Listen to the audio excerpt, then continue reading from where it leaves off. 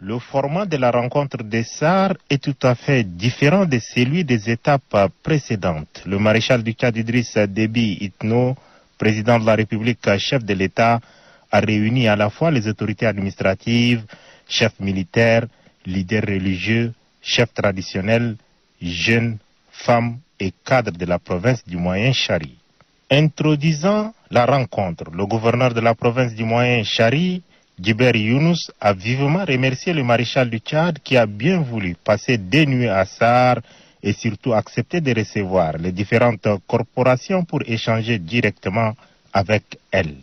Il devait par la suite pointer du doigt le conflit agriculteur-éleveur avant de se féliciter de la matérialisation de 100 km de couloirs de transhumance dans le département de Sido.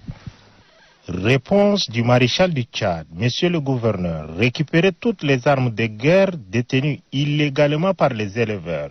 Il est strictement interdit aux éleveurs de faire paître les bétails au-delà des couloirs de transhumance et les agriculteurs de cultiver à la périphérie de ces couloirs.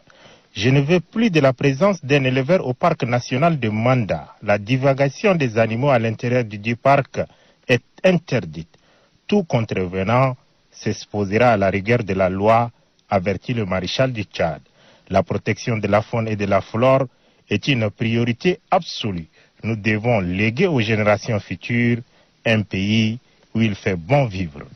Chemin faisant, le maréchal du Tchad interdit formellement aux militaires de pratiquer l'élevage. Vous êtes des militaires et non des éleveurs. Vous devez protéger la population et non constituer un danger pour elle.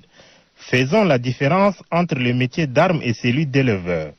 Les mêmes instructions concernant la levée des barrières, la relève et ou affectation de tous les éléments des forces de défense et de sécurité et fonctionnaires ayant mis plus de 3 ans dans une localité est réitérée ici à SAR. Informé des agissements d'un hors-la-loi répondant au nom de Ramadan qui sévit à Korbol, le maréchal du Tchad Idriss Déby Itno, président de la République, chef de l'État, a déclaré que 30 véhicules militaires sont attendus à SAR dès ce 10 novembre. Ce fameux Ramadan sera démasqué dans sa cachette et neutralisé. Des bus flambants neufs destinés aux étudiants des instituts et universités seront livrés à SAR avant la fin du mois de novembre. En outre, la ville de SAR sera connectée à la fibre optique d'ici 2021.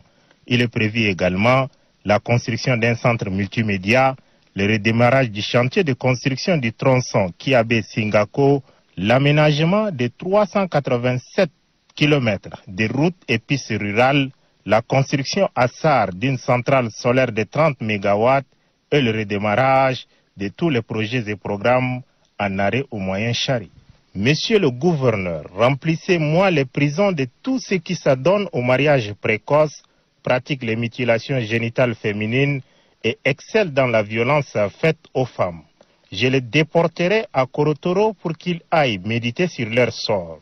Je suis sérieux et je le ferai, a martelé le maréchal du Tchad, Idriss Déby Itno, président de la République, chef de l'État. Le même langage de fermeté est tenu par le maréchal du Tchad en direction des cadres de la province. Arrêtez vos guéguerres de leadership et vos querelles politiciennes pour permettre à la population du Moyen-Chari de vivre en paix, leur a-t-il recommandé. Faisant allusion à la nouvelle société textile du Tchad, inaugurée ce 9 novembre, le chef de l'État a déclaré que tous ses compatriotes doivent s'habiller des tissus issus de cette usine, en commençant par lui-même. Enfin, le président de la République a remercié du fond du cœur la population du Moyen-Chari en général et celle de SAR en particulier pour leur forte mobilisation et surtout la chaleur de l'accueil.